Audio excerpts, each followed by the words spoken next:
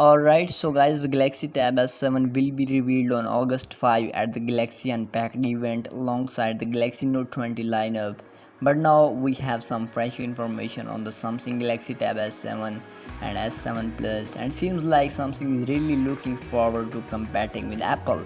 First up, the Galaxy Tab S7 is going to come with an 11-inch LTPS display with a resolution of 2560 by 1080 pixels, while the elder sibling will have a 12.4-inch AMOLED display with a resolution of 2800 by 1752. By the way, both tablets are going to run on the latest Qualcomm Snapdragon 865 Plus paired with X55 5G modem, as well as 6 GB of RAM and 120 GB of storage configuration as far as the memory is concerned on the base models.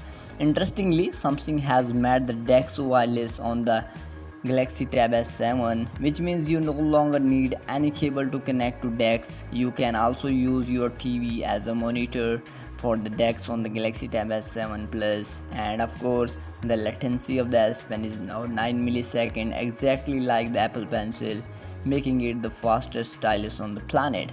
Of course, you are also going to get quad speakers with Dolby Atmos port and have the same camera configuration that will include a 13 megapixel main camera with f2.0 aperture, as well as a 5 megapixel wide angle camera and an 8 megapixel front facing camera for selfies and video calling. In any case, we will hear quite a lot about the Galaxy Tab S7 lineup in the coming days, so be sure to subscribe to keep up with all the updates, and do let me know what you think about it down in the comments. Thanks for watching.